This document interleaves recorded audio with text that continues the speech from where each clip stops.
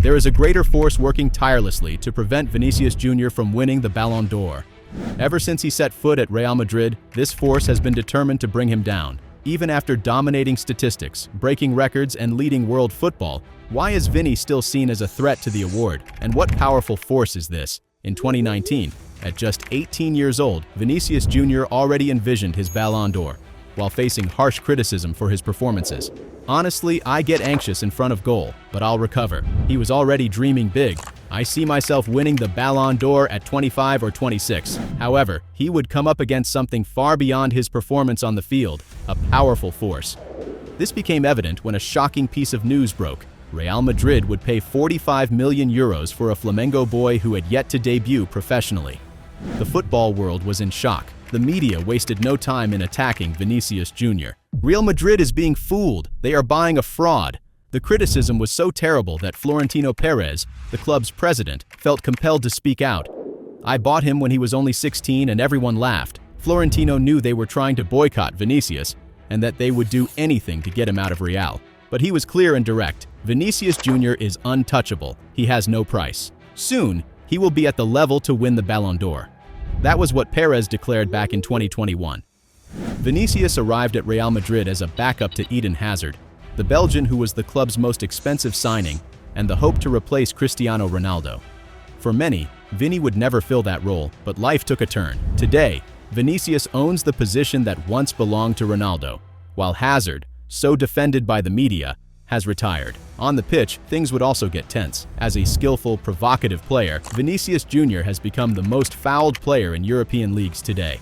In 2023, he took Neymar's spot with nearly 100 fouls suffered in La Liga. This even moved Real Madrid's coach. Ancelotti said that Vinícius Júnior is targeted and remarked, "Never has a player of such talent suffered so much." To top it off, he called out the hypocrisy of the media, which, after all the persecution, still demands explanations from the boy. Despite Vinícius Júnior's extraordinary performances, his chances of being recognized as the world's best player seem to be consistently overshadowed by factors beyond football.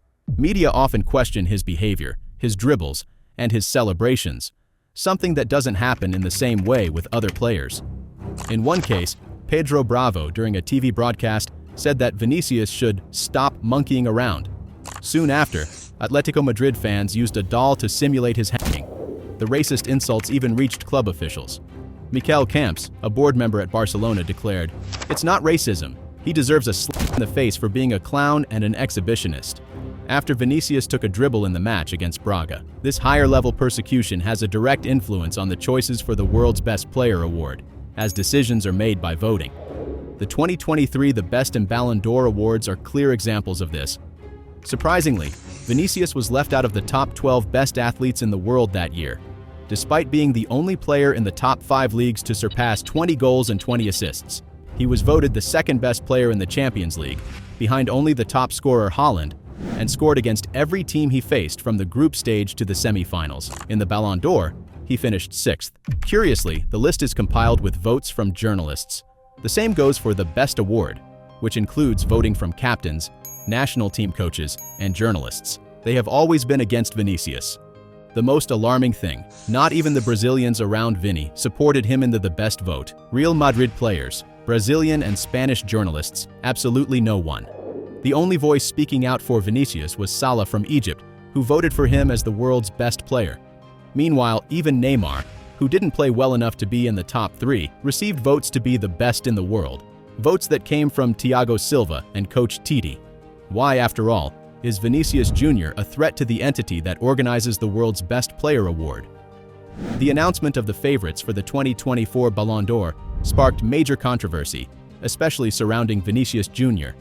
Even after a season in which he was decisive in Real Madrid's Champions League and La Liga triumphs, many were outraged to see Rodri from Manchester City as the frontrunner, despite having a season considered inferior to the Brazilians. Social media erupted with discussions, and the hashtag Justice for Vini spread, showing massive support for the player. In a poll conducted by Placar magazine simulating the award, Rodri from Manchester City was voted the best in the world by journalists with 217 points, surpassing Vinícius Júnior, who finished with 205. Among the voters' justifications, many cited Vini's performance in the Copa America as below expectations, as well as his bad behavior on the field. However, what stood out most was the fact that the racist incidents Vinícius endured in Spain were also used as an argument, which makes no sense at all, as the criteria should be performance, stats, and achievements throughout the year. This time, it seems almost impossible for the voters not to place Vinícius as the top favorite. After all, in the past 3 years, no one has been involved in more goals, dribbled more, or made as many high-speed sprints as he has, both in the Champions League and La Liga. Shouldn't that be enough? Does he need another goal in a Champions League final to validate his talent? Scoring in 3 consecutive Champions League semi-finals, something only 3 players in history have achieved before him, one of them being Cristiano Ronaldo, already shows the absurd level Vinícius has reached. What did he do wrong not to be recognized as the big favorite? Some experts suggest that his daring style of play and his strong stance against social injustices may be factors that, in some way, influence how he is viewed by the press and award organizers. Could it be that the problem is that Vinícius is Brazilian? After all, Brazilian Rodrigo also faces heavy criticism, even venting on social media after being left out of the Ballon d'Or list. After being excluded from the 30 nominees for the award, Rodrigo took it upon himself to taunt the organizers. He posted 6 photos recalling memorable moments from his season, clearly questioning his absence. What's most curious is seeing names like Roma's Artem and PSG's Vitinha included in the list, while Rodrigo, who was decisive in key matches, was left out. Jornal de Madrid chegou a dizer que Vinícius e Rodrigo não decidiam.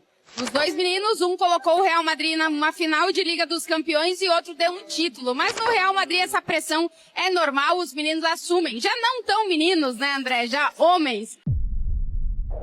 Being Brazilian and representing a more daring style of play seems to bother certain sections of the press and the public, which ultimately affects their image. In Vinícius's case, he also faces resistance for being an athlete who has openly taken a stand against racism and xenophobia.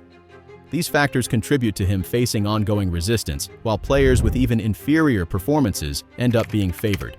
With everything Vinícius Júnior has achieved this season and the growing behind-the-scenes pressure, the situation has reached a point where it seems inevitable that he will be named the world's best player. The Spanish newspaper Marca even published an article stating that Vinícius has already been informed that he will win this year's Ballon d'Or.